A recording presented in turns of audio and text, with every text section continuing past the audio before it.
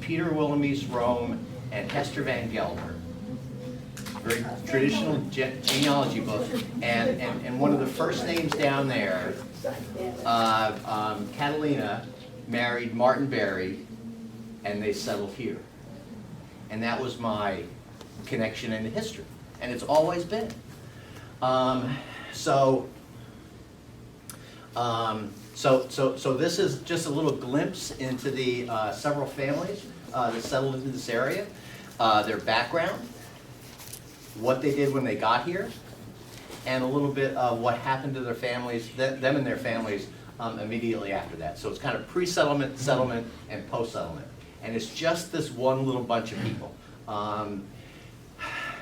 Immediately after this bunch of people, there was a lot more people showed up. You know, they were very good land speculators in that sense. They divided up their property, and they found people to buy, and there were people ready to move into this very fertile area, this very comfortable place, and start families. So anyway,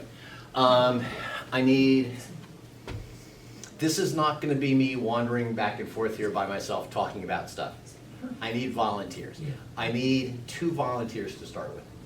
And don't worry, the volunteer is going to, as volunteers, you're just going to be holding up pieces of paper for folks. 2 volunteers.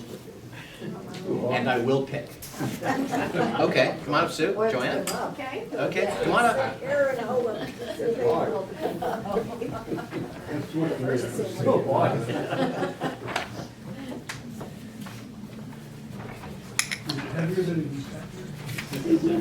Okay.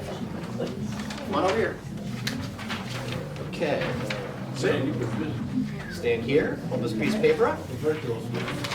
Joanna, stand here. Hold this piece of paper up. So there's two kind of introductory things to kind of keep in mind. This first one are important dates from back in the 1600s. So if you hold up a little more. So in 1623, the Dutch start to settle in Amsterdam. 1660, King Charles II ascends the throne in England. In 1664, the English conquer New Netherlands. James, Duke of York, takes over the area for his brother, Charles. New York and New Jersey are formed, and we start becoming what we are now. 1675 or so, just before that, the Dutch came in. They took it back again. There was a big treaty. Finally, the English and the Dutch settled their differences. The English got New York back. In 1685, King James II ascends the throne, takes over for his brother. James, Duke of York, becomes the king. In 1687, a big thing happened that really changed the nature of being Dutch in this area. The English made them standardize their last names. Now, it took a couple of years to do that, but before that, it was a patronymic system. So if you were Samuel, so you had Samuel, and Samuel had children, and they were Samuel's sons or Samuel's daughters. And then the next generation, if one of those was Martin, then the next generation was Martin's sons and Martin's daughters. Hadn't done that for years. Well, the English said, no, you got to make this standard. You got to do this like us. We can't keep you people straight. So it took a couple generations, but the Dutch got into it. They kind of had to. 1689, it's the Glorious Revolution. Glorious Revolution. Thank you. William and Mary replaced King James. King James had only been there for a couple years. Nobody liked him. Out he went. William and Mary came from the Netherlands. So they've been battling for years and years and years, and then they say, okay, we don't like James. Oh, let's go get somebody from Holland, because they're not as big an enemy as France. So we're good. And in 1689 to 1691, you had Leisler's Rebellion, which I used to think was just this thing, and then I started really reading about it, and it all had to do with when William and Mary ascended the throne. There kind of became this little hiccup in the way the colonies were governed, because word traveled very slowly, and people moved around very slowly, and new governors had to be appointed, and this had to be done. And there was this guy in New York, Schuyler, who decided that he needed to take over the government in New York to keep things stable while the new king and queen were getting organized and sending over the new governor. There were some people who liked that, and there were some people who didn't like that. So you had the Leislerians and the anti-Leislerians. Big words. We'll come back to them. Okay, that's just kind of the big picture, and that ends just before our friends start wandering into this neighborhood. Okay, so here's Pompton. Most of us know Pompton Lakes and Pompton Plains. Here we are. But way back when, this whole area from Pompton Lakes all the way down to Mountain View was Pompton. Part of it was called Pequannock. Actually, the part on the other side of the river was called Pequannock or Pequannock, like the tennis club. But it kind of all came together, and we'll come back to this map a couple times. But what I really want you to see right now is, and I hope you can see, this little red line. See this little red line that goes through here? Okay, so first the black line is the Pequannock River, the Wanapee River, the Wynocke River, spelled on this map correctly, and the Ramapo River come down, they form the Pompton River, they go down, they meet the Passaic River. This red line is the Minisink Trail, the famous Native American trail that wandered across North Jersey from the shore up toward the Delaware River Gap. Went right through our neighborhood, right across the river, right through our neighborhood, and it will play an important part in what I talk about in a couple of minutes. Okay? Good. I need no, you don't go anywhere. I need 7 more volunteers. I need 7 more volunteers. You can move over here. Nope. Okay, you can move over here. Come on.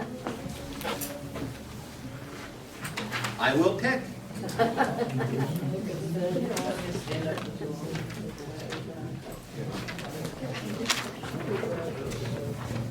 Do we get above minimum wage? No, you don't get any wage.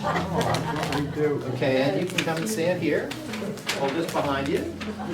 Hi, how have you been? Good. Okay, so Ed'll be the Bayard. You get to be Schuyler. Hi, you get to be the Ryersons. Come on. Ah. Okay. You get to be the Mandevilles. Would you like to sit? No. I need somebody to be the Berries. Who would like to be the Berries? Oh, I'm seeing Jay come. Jay can be the Berries. All right. I need 2 more. All right, here comes Dave. Let's count on Dave. She's taking more space than I thought. 1 more. All right. Okay. Yes, maybe, yes, that's a good idea.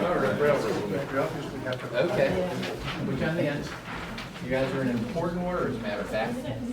All right, so these are the people who were the first people who bought these pieces of property in the Pompton area. Nicholas Bayard, Aaron Schuyler, Joris Ryerson. Yes, Joris Ryerson. Hendrick Mandeville, actually Hendrick and David Mandeville. Samuel Berry, Peter Mead, and Anthony Brockholst. So the words I just used are the English version of their names. In the parentheses are the primarily Dutch versions of their names. So Bayard, just kind of moved over. Ryerson, you can kind of see how the names changed just a little bit over time. Mandeville and De Mandeville are shown in the thing. Berry just switched from IE to Y. Mead was originally Meat, M-E-E-T. And then Brockholst. So this first set, they're all from Holland, the Netherlands, different places in the Netherlands. Brockholst was English. And his name was actually originally spelled Brockholst, and it's the shift. It's great. Everybody else had to make their name sound English. He had to make his name sound Dutch. I love it. Which ones were Huguenots? Oh, we'll get to that. We're gonna, We will get to that. and the berry name is related to the blueberry? No. No. Okay. Anything with a DE is usually. Okay. So there are way too many words here to read. I won't make you read them, and neither will I read them for everybody. Can you send this out? Schuyler, just hold those up right in front of the what you got now. Here, I'm trying to send it out as an attachment. Okay.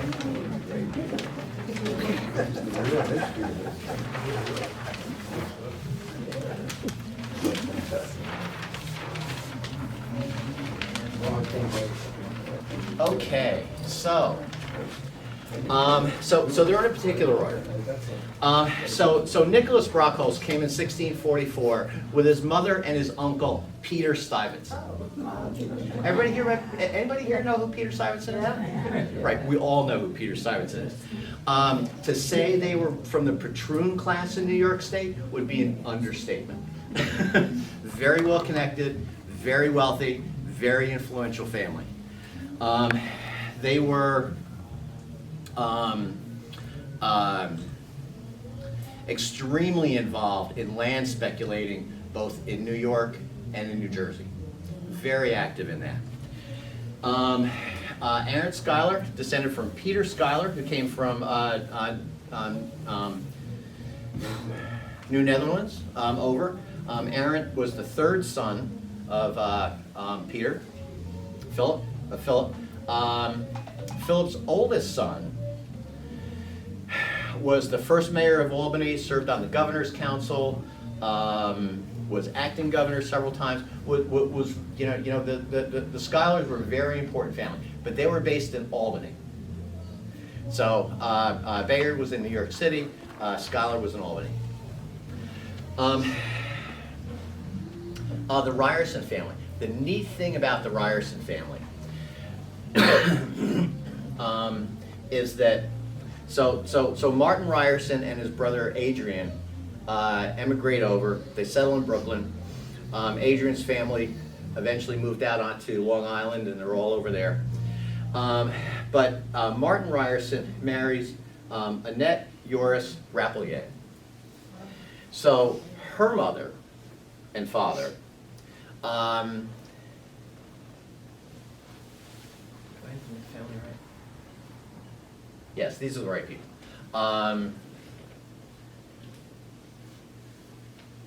Yes, Rapelier.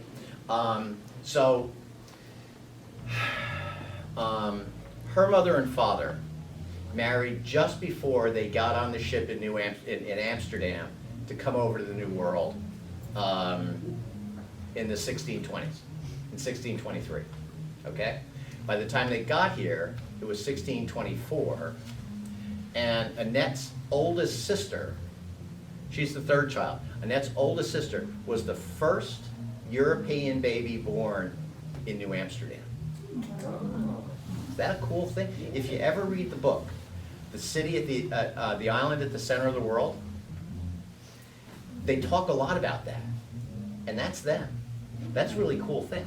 I think it's a cool thing. Great book. It's a great book. If you haven't read it, read the book. It's a great book. The Mandevilles, they were an illustrious family in Normandy. The story goes that one of their ancestors actually went with William the Conqueror over to take over England. That's how well established. And apparently in one of the cities, over a gate in front of the house, it says Mandeville, or some version of Mandeville. Samuel Barry and his wife Diverty Paulus came over from the Netherlands, we think. There are so many stories of the Barrys.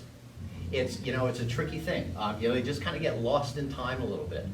Their stories, well, some people think they were English, some people think they were Dutch, some people think that he started off down in Delaware with the Dutch contingent that was down there, and then came up here. There are stories that he came from Flushing, the city in Flushing in the Netherlands, and landed in Flushing and Queens. That just sounds a little bit too for me, you know? So there's a lot of kind of questions about that. The one thing that I tend to think though is that the Berry family had come from someplace in France into the Netherlands before they moved on. The Mead family, Walloons. Who's heard of Walloons? Okay, a couple of hands. Flanders? Flanders? And not like fields of, well, the fields of Flanders from World War I were the same, but, so back in the 1400s, the 1500s, Flanders was like the wool-making city of Europe. And the Walloons were the people who lived in that area. And a lot of them became Protestants during the Reformation and ended up fleeing to the Netherlands. And they established a new wool-making center in Leiden, and Leiden was also where the Pilgrims were. So there was like all this contact between the Walloons and the Pilgrims. And the Pilgrims were trying to figure out a way to create their own colony here in the New World, and the Walloons tried to do that too. The Pilgrims, of course, managed to, the Walloons didn't. A lot of them did migrate, but they're kind of scattered all over the place. The Meads are Walloons. Anthony Brockholst is at the end because he's the English guy. And he came with Governor Andros when the English took over New York the second time after 1675. And you know, he came as the second in command of the military and as lieutenant governor. Right from the start, he was at the top of the political and military elite of the colony. And he stayed there. And it wasn't too long. So the thing about Anthony Brockholst is that he was Catholic. And that was a big problem. And that's one of the reasons that King James over there stopped being King James after just a couple of years, because he was Catholic. And a lot of folks didn't like that. But within a few years, he married into an important Albany family. So I'm trying to, it doesn't say anywhere that he changed. But, there's a chance. We don't know. We just don't know. Let's see. Okay, let's get back to 1679. So, Leisler's Rebellion follows King James as William and Mary are coming in. Bayard and Brockholst. Actually, you need to come over here. You want me to go over there? No. Where am I going? No. That's You this shift side down of a little bit, please. it? So Bayard and Brockholst are both on the governor's council. Both have served as lieutenant governor, as acting governor. Brockholst is actually the acting governor when Leisler decides to have his rebellion and take over the colony. So both Bayard and Brockholst, after a few interactions and spending some nights in the local jail, kind of get themselves together and they go to Albany. And they make really good friends with the Schuyler family. They had probably been friends already. There's a high probability they knew each other, they'd interacted very well, but they really got to know each other very, very close. They got very close. And Brockholst and Schuyler, for the next 20 years, you could almost say the name together. Schuyler and Brockholst did this, Schuyler and Brockholst did that, Schuyler and Brockholst. They became best buds during this rebellion. During the rebellion at some point, New York City was kind of the center of the, was Leisler's land. And Albany was the anti-Leislerian land, which was run by Schuyler and, by the Schuyler family. At some point, the Leislerians came up the river and they disembarked their ships and they lined up the troops in front of town and they said, surrender.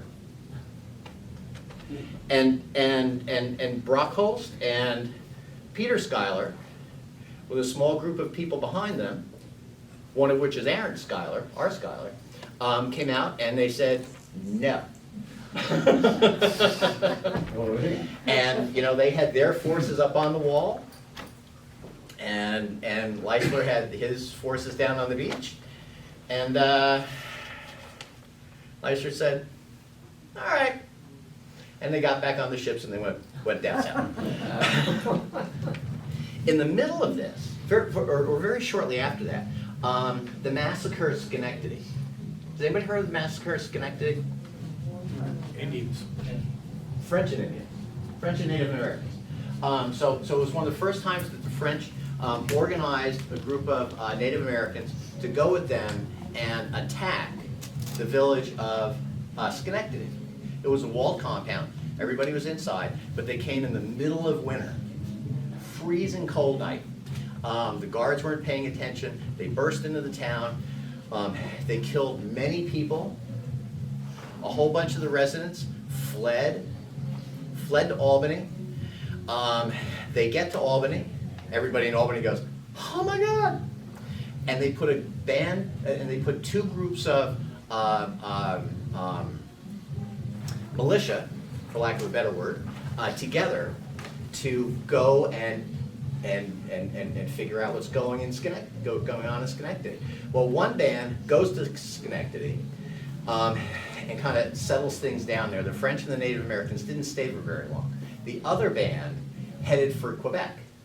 They caught the trail of the French and the Native Americans and some of the prisoners they had taken, and they eventually caught up to them. There was a little battle. The leader of that band is credited as the first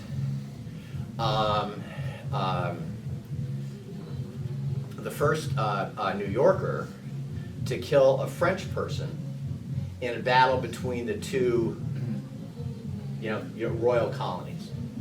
Guess who that was? Aaron Schuyler. He's our guy. You know, if we were writing a book, we would make Schuyler and Brockholst. Oh shoot! The word was right in my head.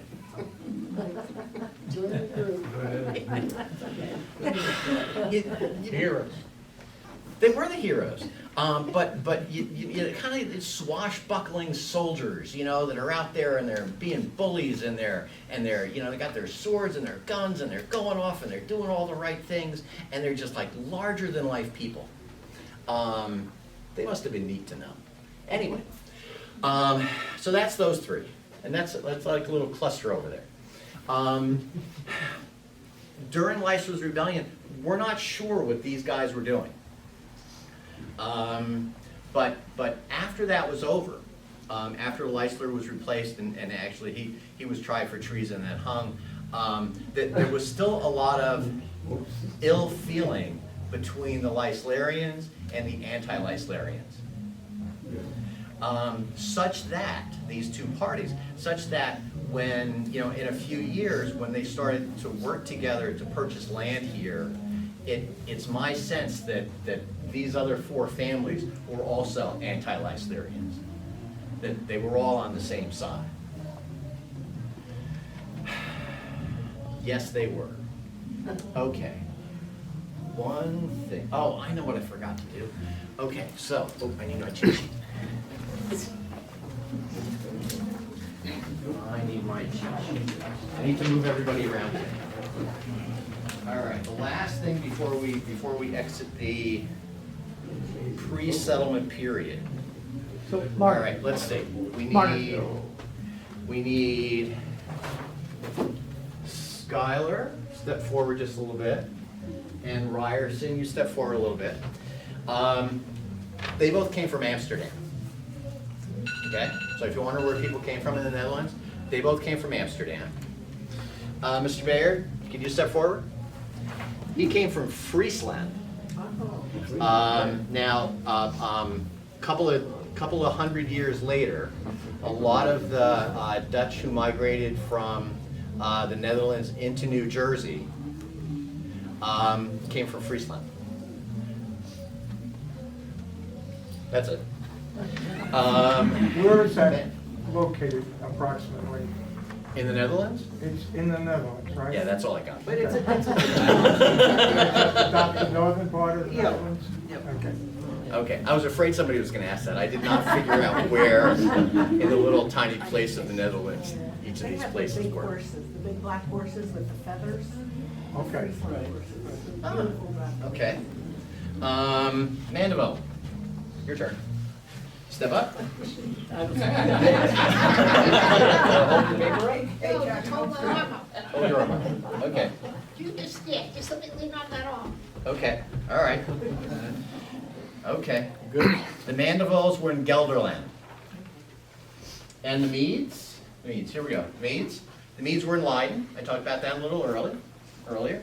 And Barry, if you could come forward. Probably in Flushing. And then Brockholst, you fell in the back over there, and you were in England and came over. So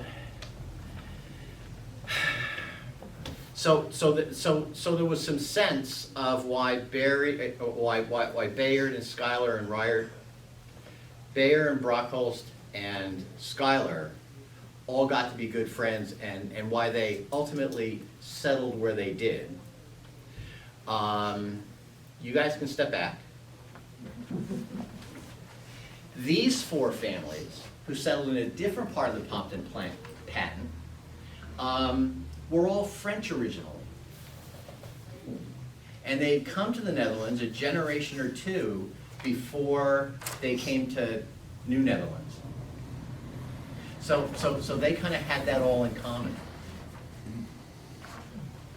I think that's cool. So the Ryersons too were in? The Ryersons too. Yeah. They were all originally French. They'd gone over. The reason so many people, if you don't know, so many people moved from France and from other areas into the Netherlands is because of the whole Reformation thing. The Catholics and the Protestants weren't getting along at all, and the Netherlands was open to everybody. They were just welcoming everybody. Didn't matter who you were. If you read that book, Down into the Center of the World, you could go to the Netherlands and you could meet people from China there. You could meet people from all over Europe there, from every place. And they were there, and they were all there for the same reason: commerce and making money. So were these families Huguenot then? Were they Protestant? And these were all Huguenots, except the Walloon. Where's the Walloon? Except for the Walloon. He was a Walloon. The others were probably Huguenots. Yep. And what was Okay. the religious background of the Huguenots? They were Protestants. They were Reformed Calvinists. Calvinists, yeah. And then Louis XIV stripped them of religious freedom. So many of them fled to Holland. Yes. Yes, it's a long, complicated story that we don't want to get into. It's a whole nother story. But within a generation or so though, right? Even though their origin was French, they assimilated into the Dutch, right? Completely, And yes. probably by the time they got here, you think they were assimilated Dutch by that point? They were pretty thoroughly assimilated Dutch. They're very active members of the Dutch Reformed Church. They intermarried with Dutch families. They were part of the Dutch community. But a generation or two before that, they had come out of France. So it was a rapid assimilation because they had a lot of things in common. So it's a Reformed Church background, a Reformed faith. Yep. Okay. All right. Okay. You guys can step back. I'm going to pass out the next set of papers. Okay. The next set of papers. It's a harder job than I thought. Oh, sorry. Schuyler.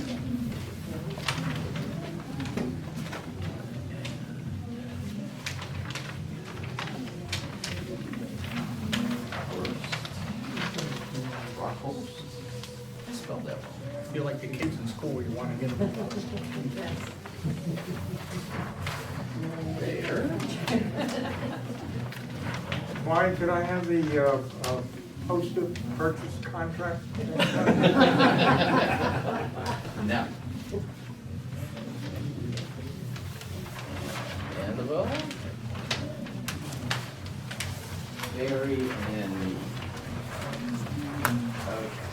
So the most consistent thing in this whole presentation is the first little bullet on everybody's piece of paper, which is 1695 to 1700. They joined together to purchase the lands in Pequannock. Our map. We need our map back. So again, our map. It's the lands on each side of the Pompton River, from the first row of hills on the other side of the river to the row of hills on this side of the river. It was purchased in several segments. On the east side of the river, the Wayne side, it was 2 large purchases, and then on this side, it was 1 smaller purchase and 1 very large purchase. And it now encompasses Pompton Lakes, Wayne, Riverdale, Pompton Plains, Pequannock, Winter Park. But all of that was Pompton Wasn't back at Butler this period of time. Butler- Sorry? Wasn't Butler also part of the farm? Well, it was later on, Oh, okay. but it wasn't part of this purchase. Sorry. That's okay. I mean, this is- It was very soon after that. The Schuylers kept buying land. They went up the river. So yeah, so they start to settle. They start to come into the valley. You can step back just a little bit. Brockholst and Schuyler, they they settle themselves up near Pompton Falls. They are the blue stars on this map up here. Okay, up near Pompton Falls. Probably a little farming, but more likely a trading post. Schuyler, during his wanderings in North Jersey in 1694-95, actually established a trading post someplace in Sussex County. I've seen lots of notes that say, oh, he established a trading place in Sussex County. Like you would know where that was, because Sussex County is this little tiny place, you know, right? So that's on my list of things to figure out. But it would make sense to me that he established a trading post here as well, because there was a very large or decent sized Native American population active in this area, and the goods and materials that he had collected in Sussex could come down here and hang out here for a little bit, and then work their way into the city. I was reading just the other day in the history of Bergen County that the thought was that Schuyler and Brockholst settled here in order to look for iron. Why not, right? So that would be the Schuyler Colfax house? Schuyler, oh, we're gonna get to that. That's what we're talking about though, with those 2 Yes. places you just said? Yep. So the one of these stars is now the Schuyler Colfax house, and the other star is kind of across the street and down a little bit. So the There's no Schuyler evidence Colfax there. house might have started out as a trading post, you think? Yes, Cool. yes. So, but the stone house you see, Right. The small was, one. the small part of that house was not the original house that they lived in. There would have been a wooden house, maybe they lived in the ground. We just don't know. The stone houses came next.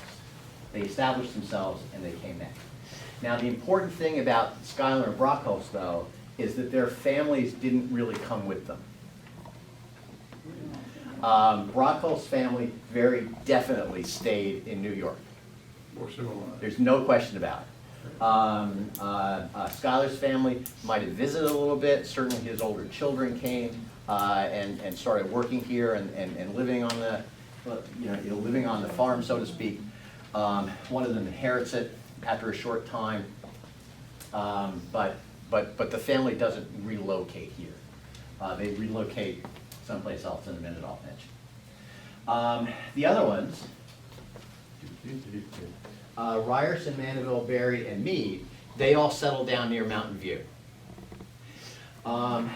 Mandeville and Mead settled pretty close together. You know, like an easy walk, like from here, like to the other side of Tavern 5. I mean, really fairly close together. Berry settled So if you're driving north out of Mountain View, it's all nice and flat. You go up the hill, over the hill, and then down toward Mother's. He settled up on top of that hill. That first little rise coming up from Mountain View. Ryerson settled on the other side of that dip. So in the neighborhood of where you come off of 23 and you start going up the North Pompton Turnpike, right about there, right in that spot. So Alps Road area? I'm sorry? Alps Road or like? No, Berries were by Alps Road. Okay. And Ryerson was more over where the Hamburg Turnpike, where the North Pompton Turnpike. Did I say the Hamburg Turnpike a minute ago? No. Oh, okay. Where the North Pompton Turnpike and 23 come together. There's the overpass, it's in that area.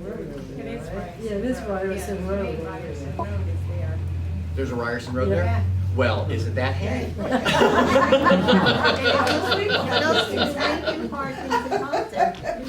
When you go over the bridge and Yeah. start coming up to Pequannock, it's first road on the left. It's Ryerson. Back way into Burger King. Right. Yes. Yes. They didn't know that, did they? Important. So these four families all live down in Mountain View area. They settled in the Mountain View area. Brockholst and Schuyler, they're up north, near Pompton Falls. Bayard never comes over here at all. He just doesn't. He's just in it for the money. And actually his last share here was bought out by the Schuylers in the 1860s.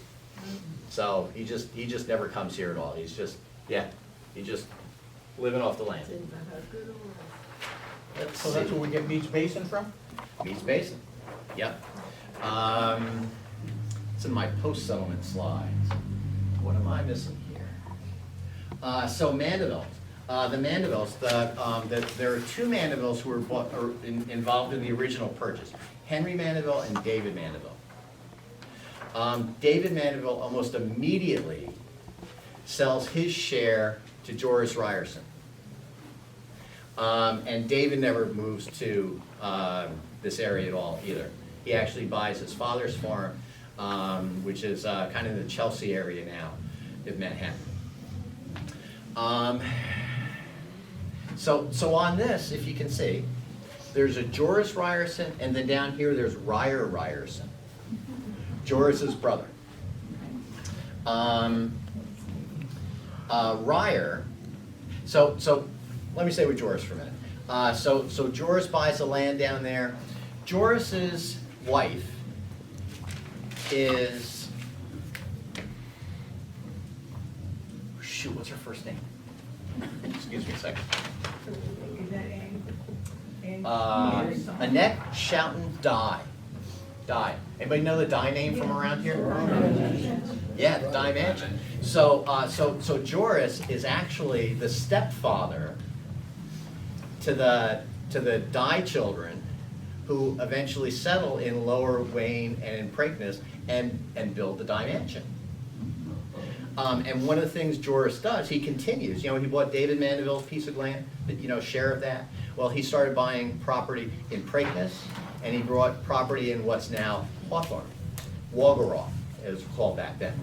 And Joris and his children kind of relocate to Wagaraw after a little while. Some of his children relocate to Wagaraw, to Hawthorne. There are some building sites left there from them. But in the spirit of the Ryerson family, where everybody's buying all this land, his brother Ryer purchases land up in Pompton from Schuyler. And he settles there, and he starts doing, and he builds a mill, and he builds a dam. The Pompton Dam. He's the guy who built the first Pompton Dam. How's that?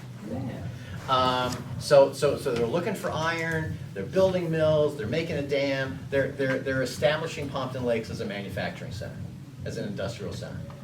1710. They had the right idea. Let's see. What else about these folks? what else about these folks? So the Berries. So Samuel and his wife Catalina, they come in, they establish themselves, and what so often happens when you have people, something happened and he died. He was the first of this group to die here, Samuel Berry. The next year, she remarries Peter Vanderbeck, who's from Hackensack. And, you know, it's completely unclear what happened. Did they live down in the Mountain View area for a while?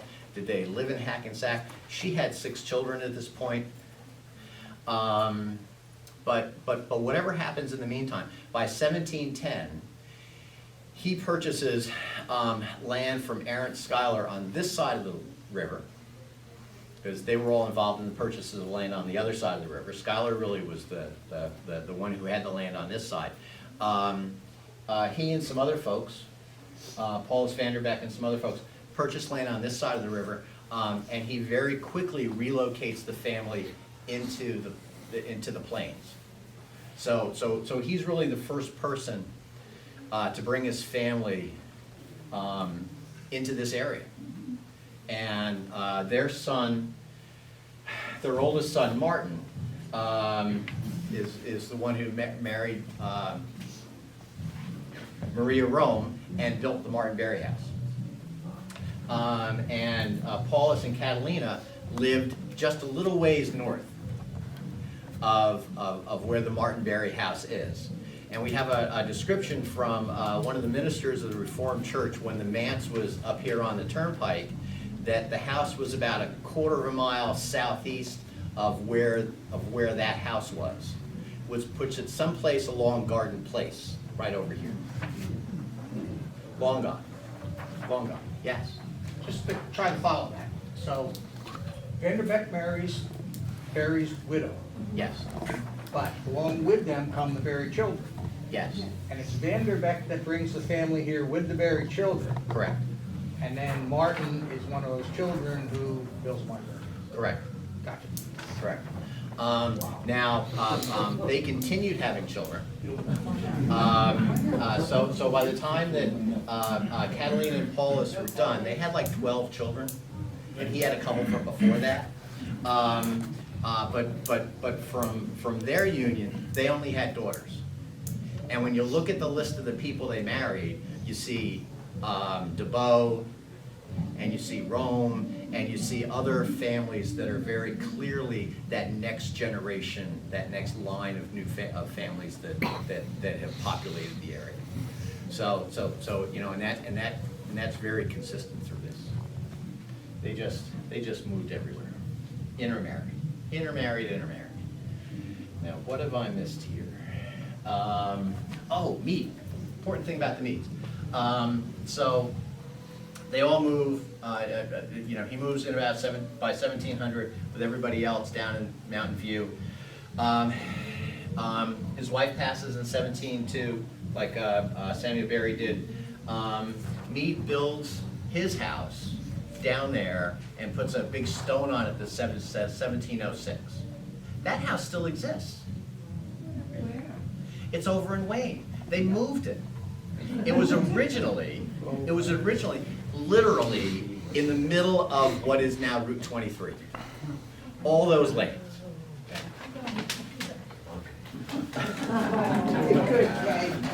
Thank you, Ken. I should have said this was a long-term commitment.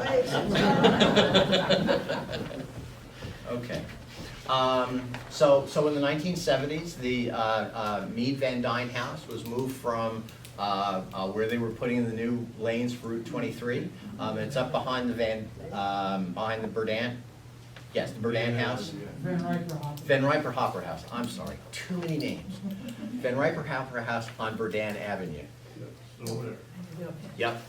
So, yeah, and while that house was modified quite a bit on the inside from what it originally looked like, when you look at it from the outside, you can get a very good sense of what the Martin Berry house probably looked like when it was originally built in 1720. So,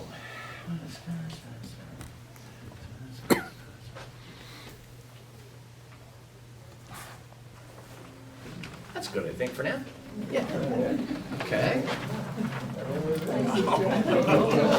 Last seven. We have a Schuyler. And we have Ryerson. And we have Mandeville.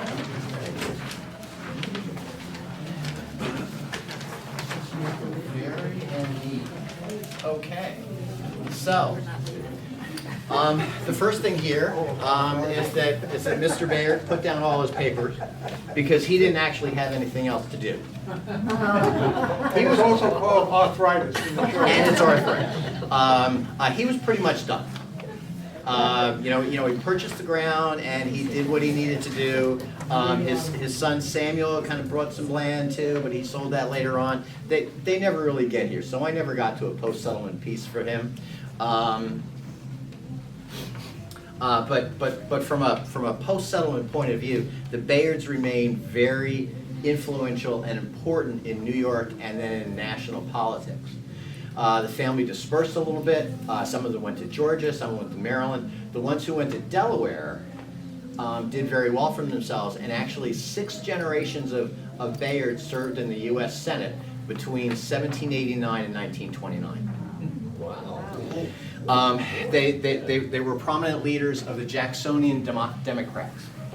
So they were kind of there in the middle of that. They were there very much to establish the Union, and then to that big upheaval with Andrew Jackson. And all these families were slaveholders, if I'm not mistaken. Oh, yes, absolutely. They were all slaveholders.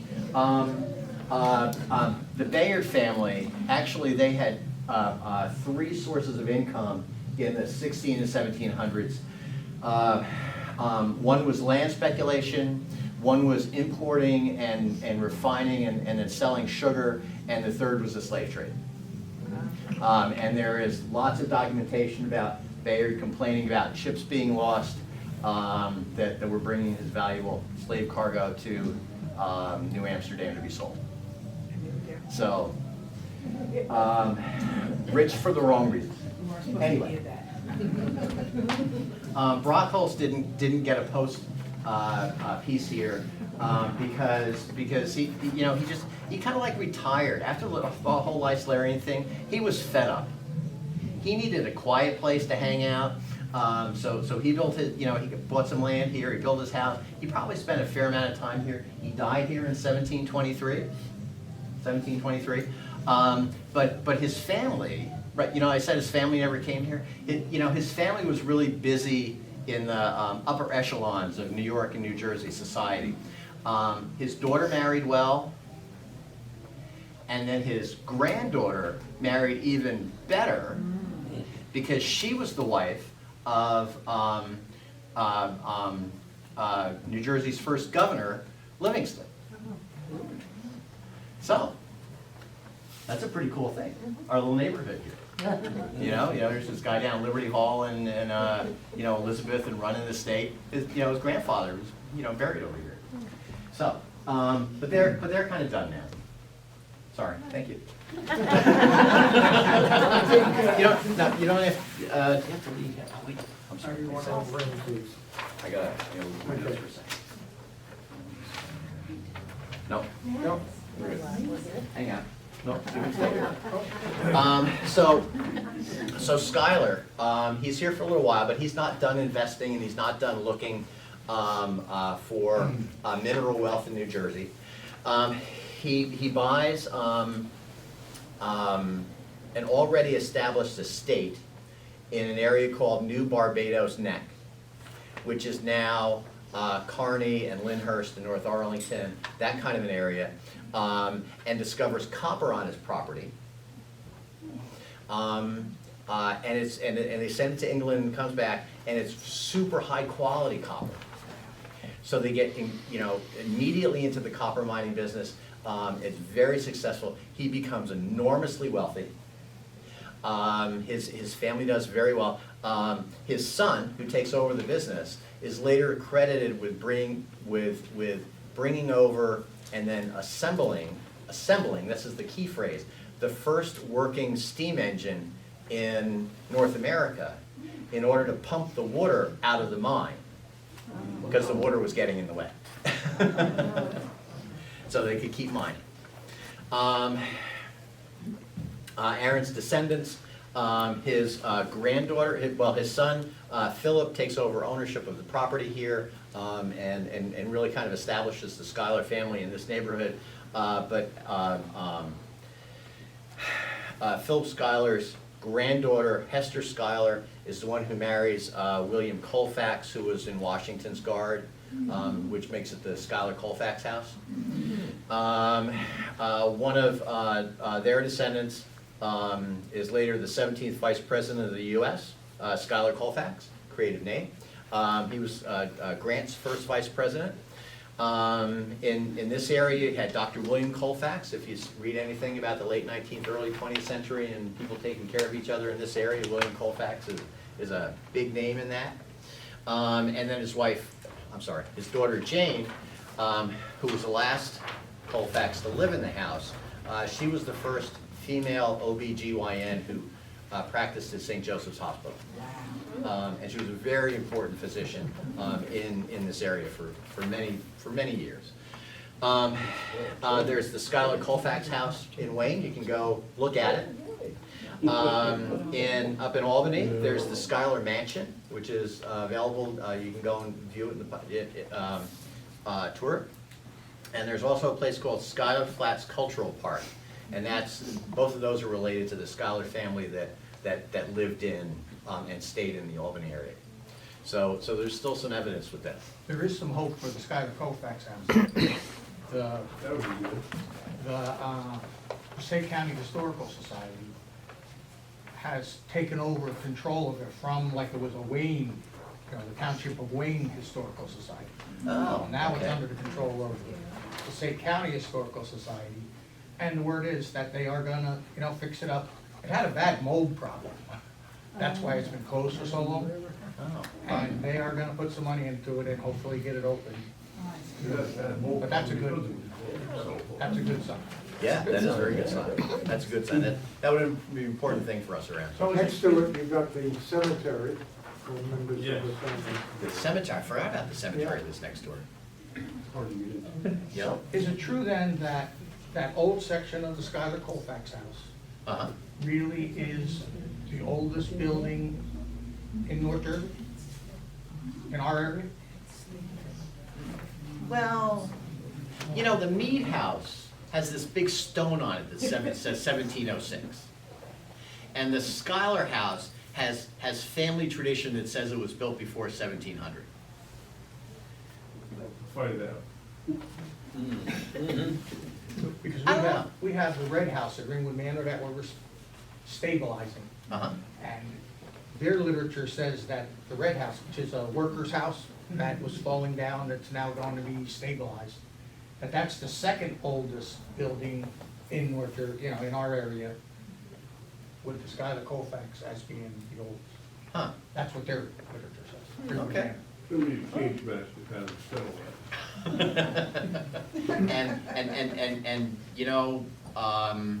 I'm not gonna be somebody to disagree with them because I don't know enough, and I think there's enough conflicting stuff out there that we could have a long, friendly debate about that. Another debate would be actually who signed the pact. This is again coming from Ringwood discussion. Uh-huh.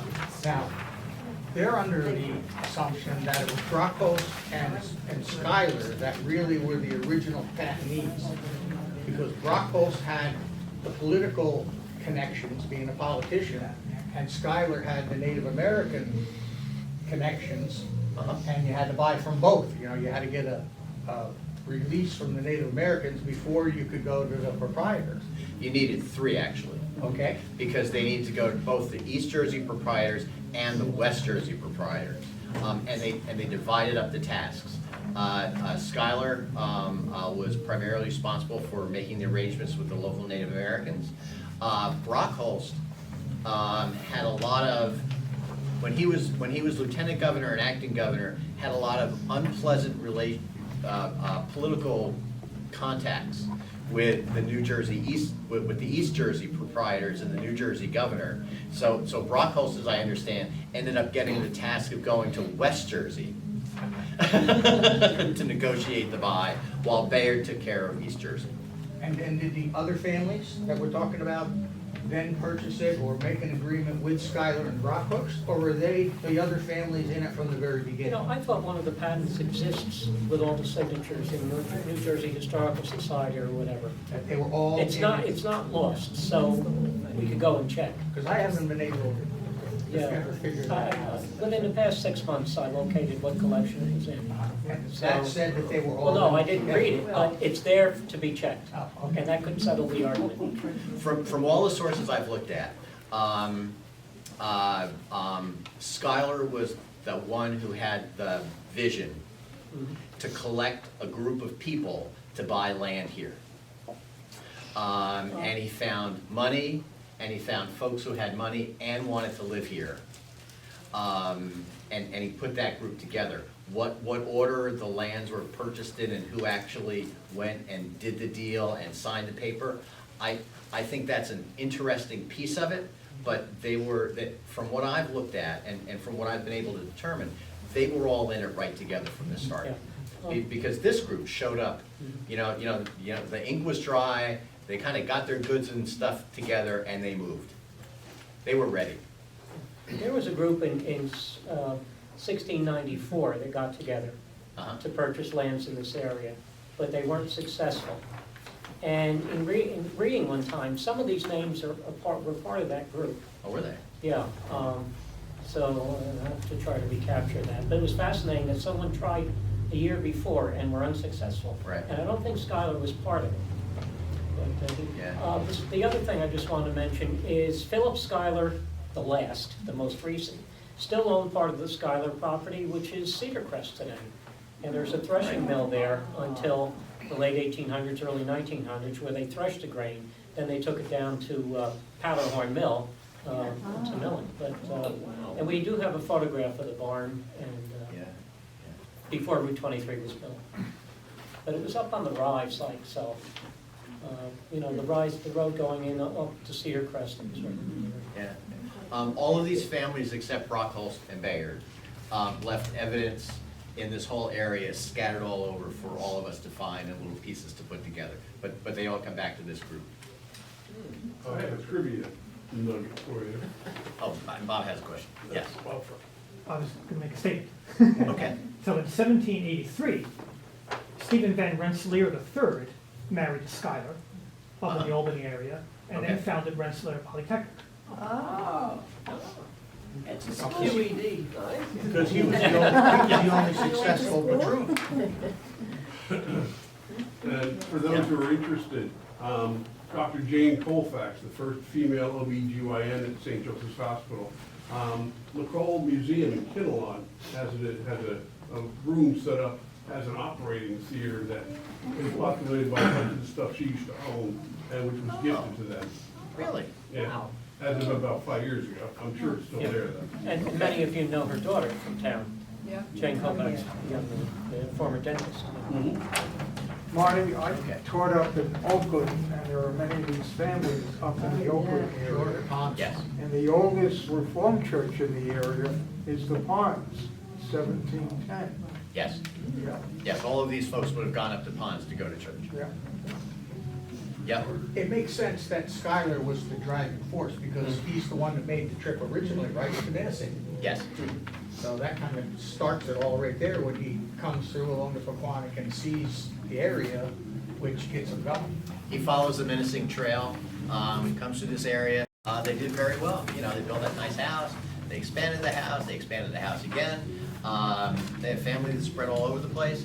But they didn't do quite as economically well as some of the other families, although they did certainly well enough to have descendants to this day.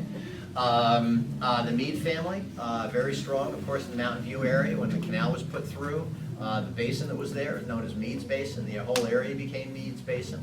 And afterwards, they had to come up with a new name when the basin was gone. But there are a couple of houses that remain from there. The Mead Van Dyne house that I mentioned already on Verdun Avenue. But then also, if any of you know where the Lakeland Unitarian Universalist Church is, over in Wayne on Parish Drive, the little oldest section of that house was part of the Mead family. That was built by the Mead family. Mandeville, you know, they settled all over the place. There are Mandevilles every place you turn. You know, prominent farmers and merchants and soldiers and all sorts of things. You know, of course, the Mandeville Inn that we've talked about so many times, and the dig, you know, was part of that. The manse for the First Reformed Church was descended from that family, and there's other evidence around as well. The Ryersons, we kind of have to take that in two you know, the Joris Ryerson family and then the Ryerson family. Joris, you know, moved over to Hawthorne and kind of reestablished the family over there. Very prominent in Bergen and Hudson County. Had children who married into prominent families in Hunterdon and Somerset County. You know, kind of just spread out over the state. Ryerson. Oh, it's good you're holding this piece of paper. So Ryerson, you know, he establishes the stuff in Pompton Lakes. His son,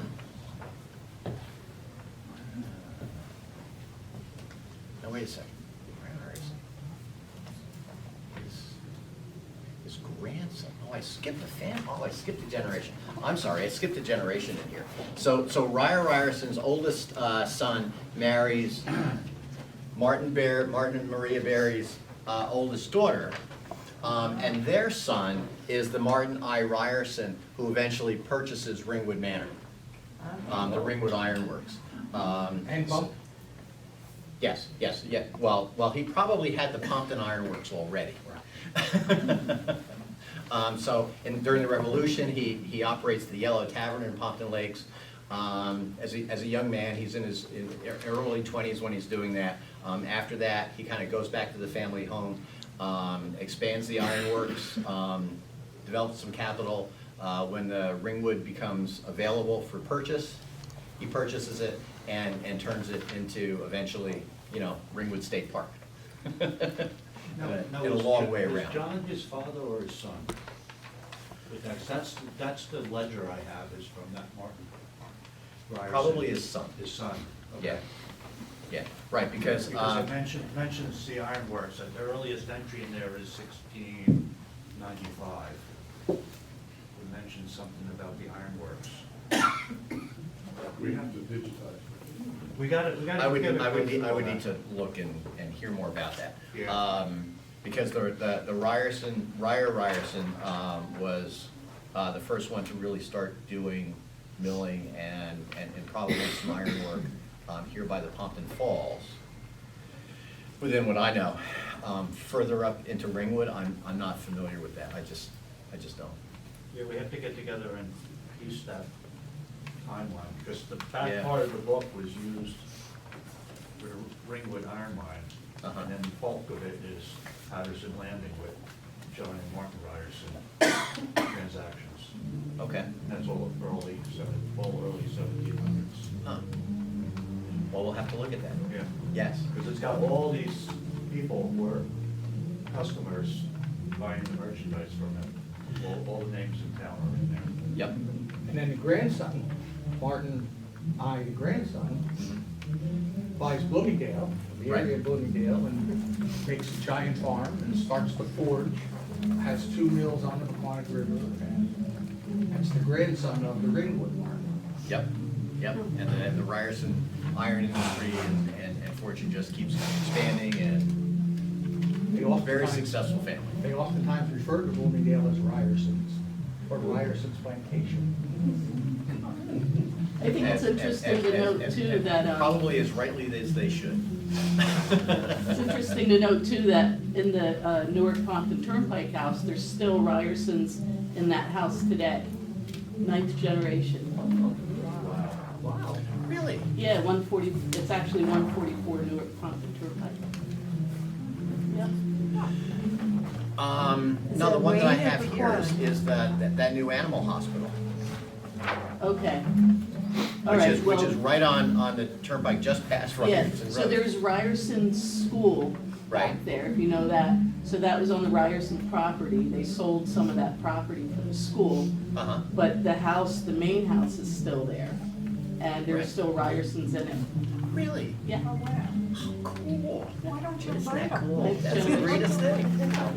There were Ryersons in Bloomingdale too, right up until relatively recent. Yeah. But they always talked about the rich Ryersons from Ringwood that had money, and then the poor Ryersons that lived in Bloomingdale. That worked like everybody else.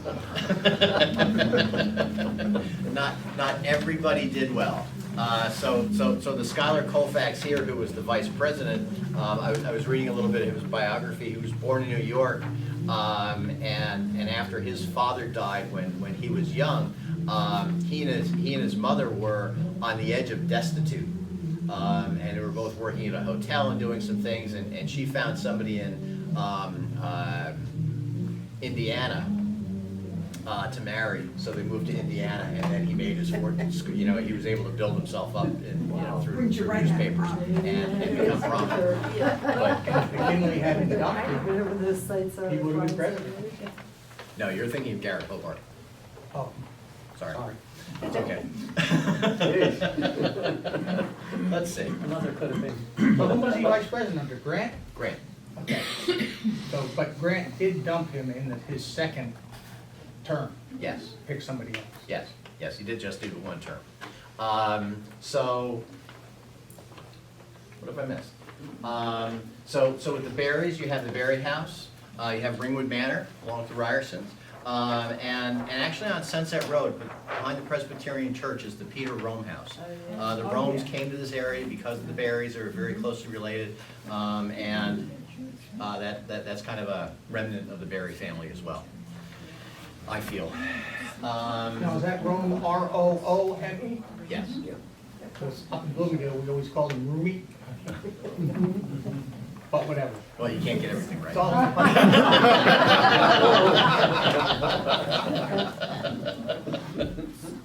He was a surveyor. Rumi.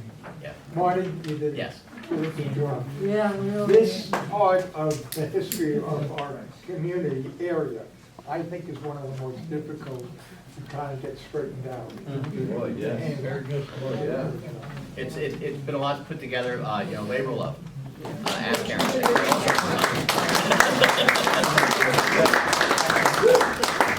Okay, good. We're good. You Thank you might very much. add that a